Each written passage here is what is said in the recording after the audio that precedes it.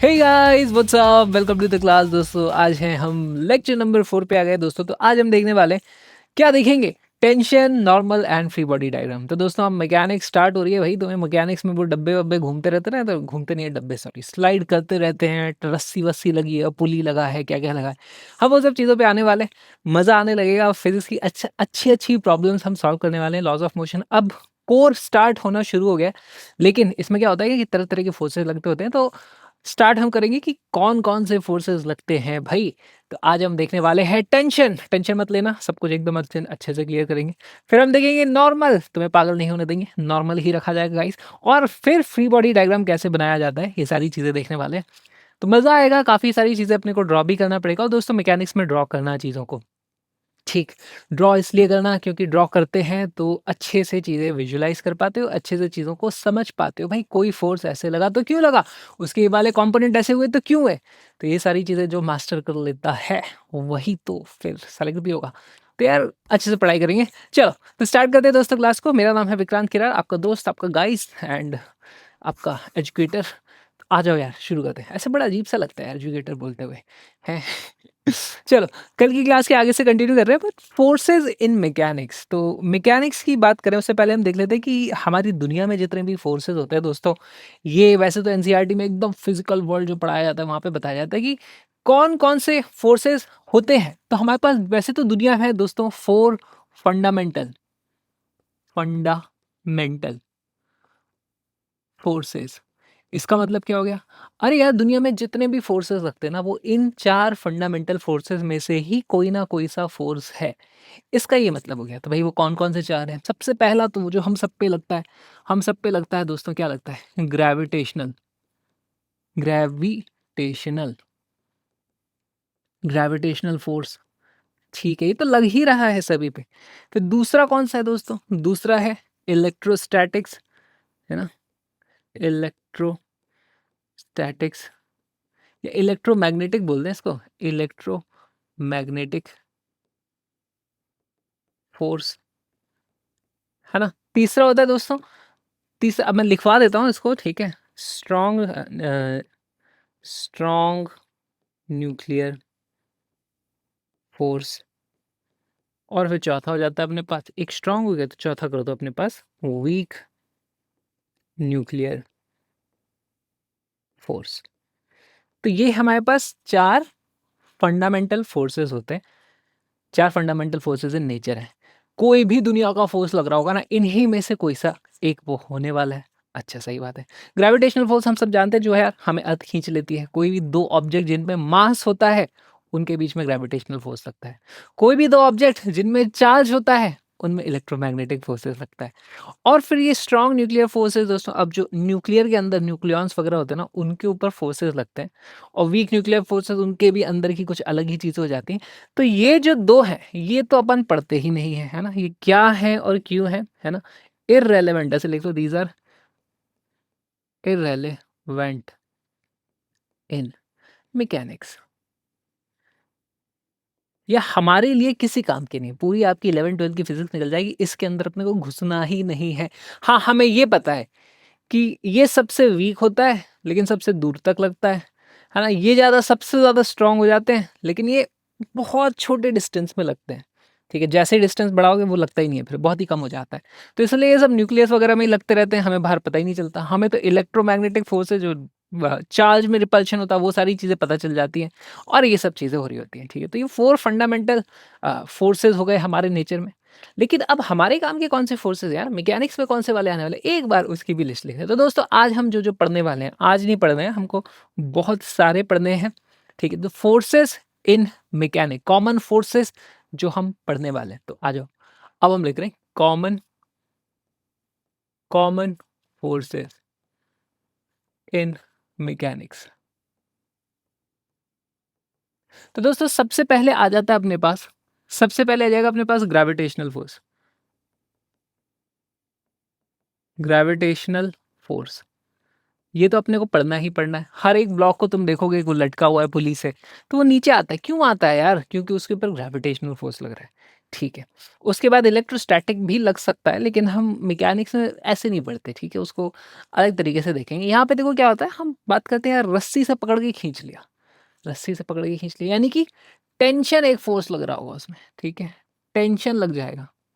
फिर तुम देखोगे कभी नॉर्मल रिएक्शन एक लग जाती है, नॉर्मल रिएक्शन, सही बात है, नॉर्मल रिएक्शन भी लगती है। फिर इवेंचुअली तुम देखोगे दोस्तों, एक क्या होएगा, फ्रिक्शन के बारे में हम पढ़ने वाले हैं। फ्रिक्शन के बारे में भी पढ़ेंगे, फ्रिक्शन का भी फ़ोर्स लग जाता है, सही बात है। और और भी देखो बहुत तरीके के फ़ोर्सेस होते हैं, जैसे एक स्प्रिंग का फ़ोर्स हो गया, स्प्रिंग का फ़ोर्स देख लो, ठीक है? ये भी एक फ़ोर्स हो गया। फिर हमारे पास कुछ फ्लूइड्स लगाते हैं फ़ोर्स, है ना? तो वो सरफेस टेंशन हो सकता है। और कौन-कौन से फ़ोर्सेस के बारे में तुमने सुना है? और कौन से फ़ोर्सेस के बारे में सुना है?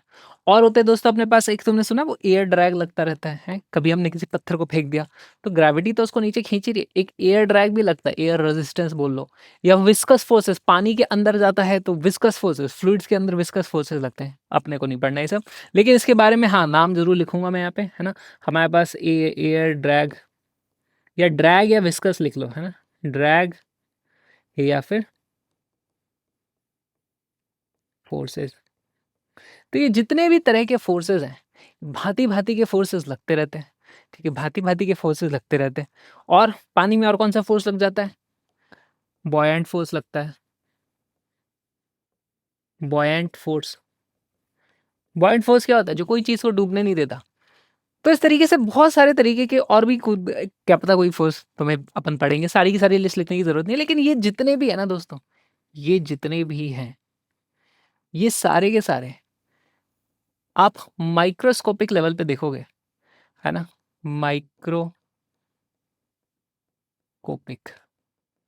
लेवल, माइक्रोस्कोपिक लेवल पे देखोगे तो पाओगे कि ये सारे के सारे इलेक्ट्रोमैग्नेटिक अपने जो फोर्सेस होते हैं, अरे ग्रेविटेशनल पे लगा दिया क्या मैंने? गलत जगह, अरे गलती हो जाती है अभी तो। ये सारे के सारे अपने इलेक्ट्रोस्टैटिक वाले फोर्सेस होते हैं। इलेक्ट्रोस्टैटिक फोर्सेस क्यों होते हैं?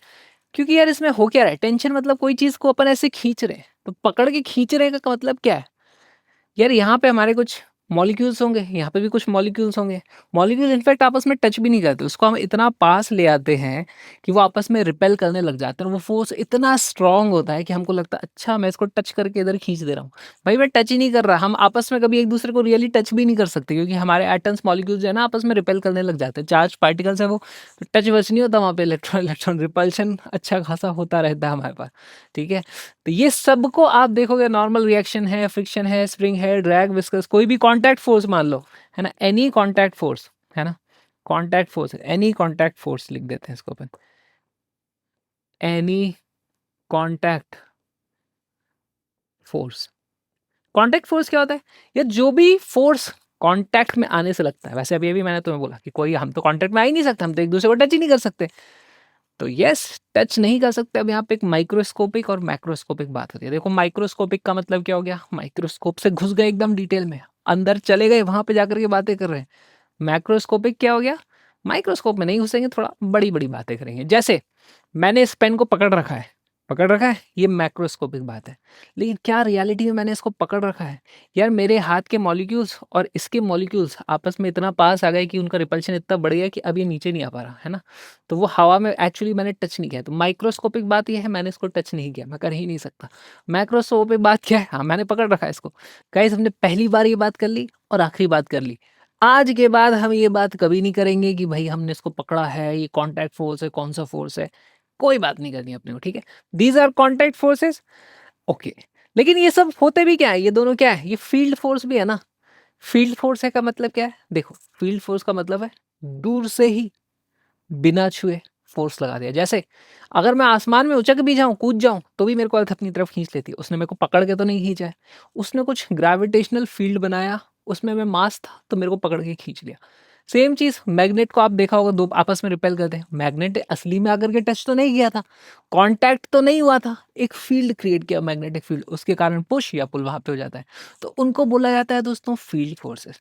तो वैसे देखने पे उतर ही जाओगे, तो सारे के सारे फील्ड फोर्स हैं, सब फील्ड लगते रहते हैं। इनके बारे में मुझे नहीं पता है ना, इतनी इतनी डिटेल में घुस के मैंने देखा नहीं और अपने सिलेबस में है नहीं, तो अपन घुसेंगे नहीं इसमें। लेकिन ये दोनों फील्ड फोर्स है यार, ये भी अपना फील्ड क्रिएट करता है, ये भी अपना फील्ड क्रिएट करता है। कोई आपस में टच तो कर ही नहीं सकता माइक्रोस्कोपिक लेवल पे देखे तो, ठीक है। तो फिर कांटेक्ट फोर्स बोलते क्यों है? अरे यार मैक्रोस्कोपिक लेवल पे कांटेक्ट हो जाता है, पकड़ लिया, इस बोर्ड को पकड़ के धक्का मार दूं, अभी मैं कैमरा सर तोड़ के फेंक दूं, उसको पकड़ के टच कर रहा हूं मैं, तो वहां पे कांटेक्ट हो रहा है, तो contact forces.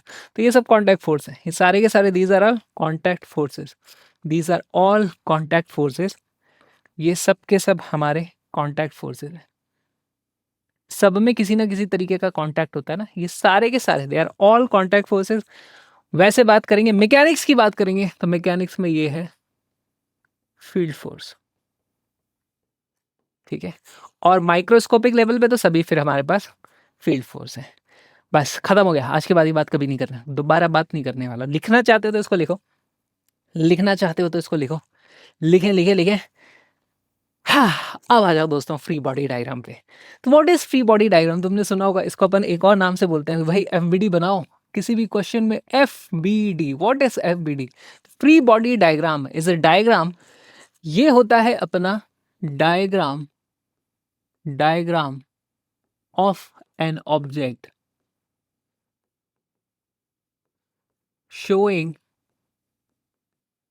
all forces, all forces acting, अब देखो मैं अलग कलर से लिखूंगा, ये बहुत इंपॉर्टेंट है, ऑन इट, ठीक है। All forces acting on it. अब देखो ध्यान से देखना, कल अपन ने क्या देखा था, जितने भी फोर्सेस होते हैं एक्शन रिएक्शन पेयर में होते हैं। तो मान लो, मान लीजिए दोस्तों, मैंने यहाँ पर एक डब्बा रखा है, अभी को सारा लिखने का मौका दूंगा तुमको मैं। मान लीजिए मैंने यहाँ पर एक डब्बा इस तरीके से रख दिया, ठीक है। अब कोई इंसान आया, उसने इसके ऊपर फोर्स लगा दिया एफ यहाँ साइड में से, ठीक है। तो एक्शन रिएक्शन होता है दोस्तों। अगर किसी इंसान ने डब्बे पे लगाया है फोर्स एफ, तो दोस्तों डब्बे ने भी उस इंसान पे, ये मान लीजिए उसका हाथ है, ठीक है, उसने ऑपोजिट इक्वल एंड ऑपोजिट लगा दिया होगा। तो फोर्सेस तो हमेशा यहाँ साथ में पेयर में ही होते हैं, कभी भी अकेला फोर्स कभी लगा ही नहीं है दुनिया में, ठीक है। Forces always occur in pair, ठीक है। लेकिन हम कौन से बनाते हैं? ऑन इट, है ना। We do not draw forces by the object, object ने ये वाला लगा उसको नहीं ड्रॉ करेंगे। इसका अगर फ्री बॉडी डायग्राम बनाना है तो देखो यहाँ पर इस तरीके से बनेगा। फॉर एग्जांपल मान लो, मैं मान लूँ कि यहाँ पर फ्रिक्शन लगता है, फ्रिक्शन के बारे में अपन अलग से डिटेल में बहुत ज़्यादा पढ़ने वाले हैं इस चैप्टर में। पर फ्रिक्शन ऐसे कॉन्टैक्ट फोर्स बोलते हैं, वो नीचे की तरफ लगता है यहाँ पर, ठीक है। तो ये लग गया, इसको स्मॉल एफ से मैंने इस तरीके से डिनोट कर दिया। अब मुझे इसका फ्री बॉडी डायग्राम बनाना है, तो फ्री बॉडी डायग्राम का मतलब क्या होगा? Diagram of an object showing all forces acting on it, यहाँ पे ब्रैकेट में लिख देंगे नॉट बाय इट, ठीक है। तो हम इस वाले को नहीं ड्रॉ करेंगे, सिर्फ ये वाले ड्रॉ करेंगे, ठीक है।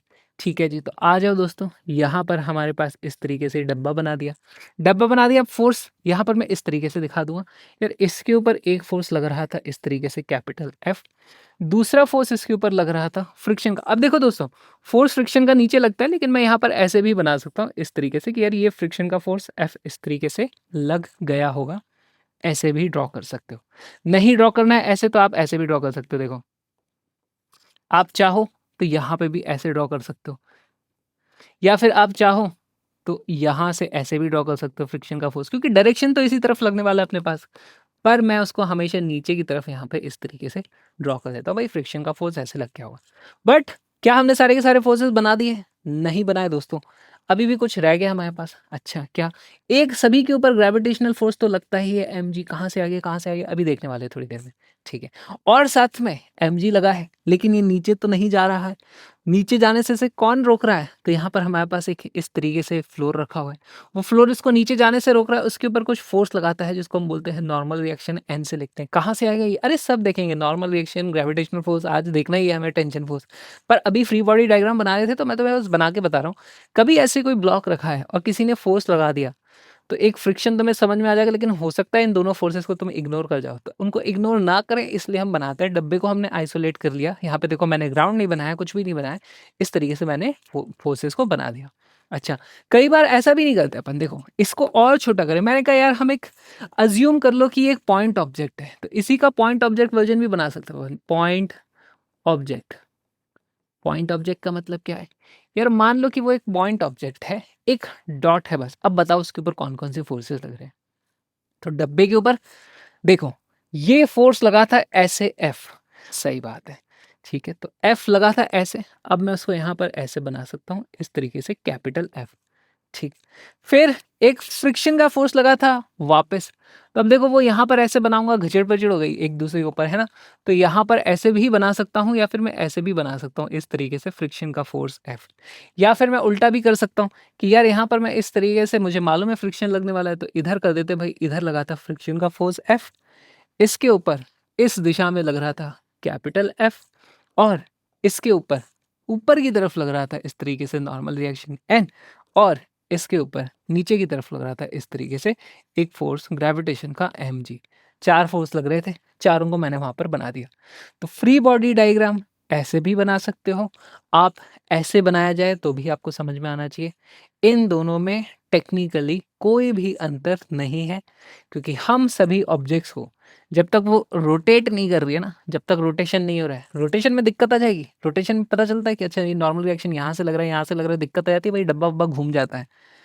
अभी नहीं घूमेगा डब्बा, जब तक रोटेशन में नहीं आ रहे तब तक नहीं घूमेगा, तब तक हम ऐसे भी बना सकते हैं, ठीक।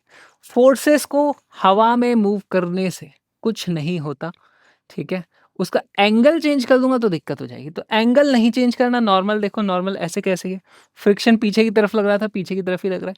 पॉइंट ऑफ एप्लीकेशन को मैं चेंज कर रहा हूँ अभी, क्योंकि मैं मान रहा हूँ ये डब्बा घूम नहीं सकता, घूमना इज नॉट अलाउड। जिस दिन रोटेशन अलाउड हो गया, यानी कि हम रोटेशन चैप्टर में पहुंच गए, फिर ये काम भी नहीं करने दूंगा मैं कि अरे तुमने इधर उधर कैसे मूव कर दिया, ठीक। पता कैसे चलेगा कब आ गया रोटेशन, कब नहीं आया? तुम क्वेश्चन देख के समझ जाओगे भाई वो रोटेट होने वाला है कि नहीं। तुमसे उसने पूछ लिया ओमेगा यानी कि रोटेट हो रहा है, तो फिर वहां पे ये सब काम नहीं करना। तुमसे पूछा है इसका एक्सेलरेशन बताओ, तब वो डब्बा ऐसे के ऐसे जाएगा, वो घूमता हुआ नहीं जाएगा, ठीक। चलो, तो ये होता है दोस्तों अपने पास फ्री बॉडी डायग्राम। कुछ ज्यादा ही समय ले लिया इसमें, ओके कोई बात नहीं। नेक्स्ट देखो, अपने को देखना है दोस्तों इक्विलिब्रियम। तो अब इक्विलिब्रियम में फिर रोटेशन आएगा भाई। इक्विलिब्रियम का मतलब क्या होता है? इक्विलिब्रियम मतलब वो पार्टिकल के ऊपर अब नेट फोर्सेस जीरो है।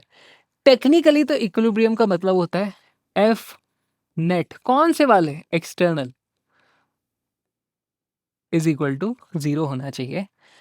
एंड टॉर्क, टॉर्क क्या होता है ये हम रोटेशन में पढ़ेंगे। फोर्स धक्का देते हैं तो कोई चीज मूव कर जाती है, रोटेशन में उसको घुमाते हैं तो वो चीज घूम जाती है। तो वो जो घुमाते हैं ना, घुमाने वाला फोर्स होता है, उसको टॉर्क बोला जाता है, टॉर्क, ठीक है। टॉर्क नेट, उसकी वैल्यू भी जीरो होनी चाहिए, तब बोलते हैं कि वो चीज इक्विलिब्रियम में है। लेकिन ये हम पढ़ेंगे कब? ये हम पढ़ेंगे स्ट्रिक्टली इन रोटेशन, ठीक है। तो अभी के लिए ROTATION, अभी के लिए दोस्तों इसको इग्नोर करना है अपने को। जब तक रोटेशन चैप्टर पे हम नहीं आ जाते हम इसको कंसिडर नहीं करेंगे। हमारे लिए तो सिर्फ यही वाली चीज़ है कि भाई अभी अगर हमने बोल दिया इक्विलिब्रियम में है, यानी कि उसके ऊपर नेट एक्सटर्नल फोर्स की वैल्यू जीरो आ रही है, उसके ऊपर नेट एक्सटर्नल फोर्स की वैल्यू जीरो आ रही है। तो इसके एग्जाम्पल कैसे हो सकते हैं? जैसे फॉर एग्जाम्पल मान लीजिए मेरे पास यहाँ पर एक ऑब्जेक्ट है, ठीक है। इसके ऊपर एक फोर्स इधर से लगा दिया मैंने F1, ठीक। दूसरा फोर्स इधर से लगा दिया मैंने F2। यहां पर अगर मैं बोल रहा हूं A for equilibrium, for equilibrium, इसका मतलब क्या हो गया कि यार इसके ऊपर नेट फोर्स की वैल्यू जीरो होनी चाहिए। अब तुम्हें डायरेक्शन देख करके दोस्तों यहाँ पे समझना है।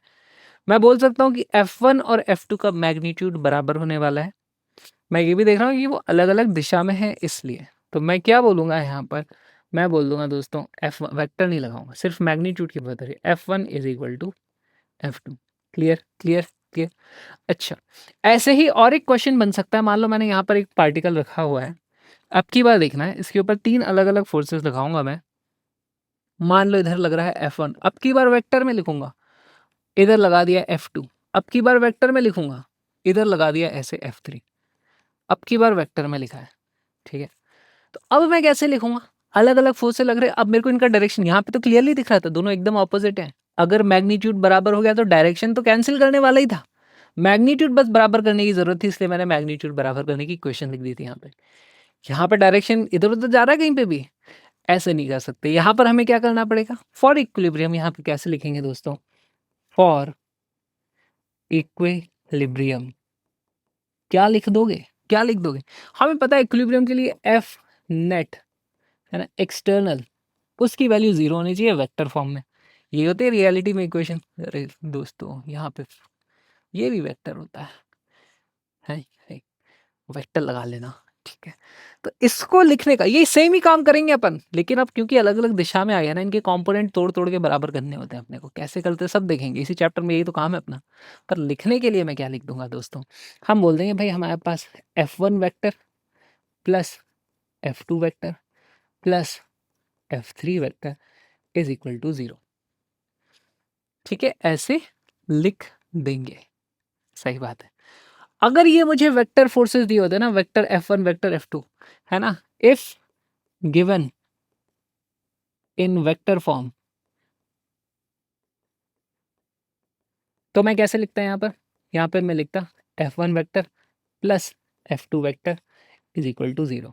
और दोस्तों क्योंकि दोनों के डायरेक्शन ऑपोजिट है, अपने आप एक नेगेटिव यहाँ पे माइनस का साइन आया था, basically F1 is equal to F2, वहां से मैग्नीट्यूड मुझे पता भी चल जाता। ठीक, तो यही वाली चीज अपने को करनी होती है। सही बात है, बहुत सिंपल, बहुत सिंपल।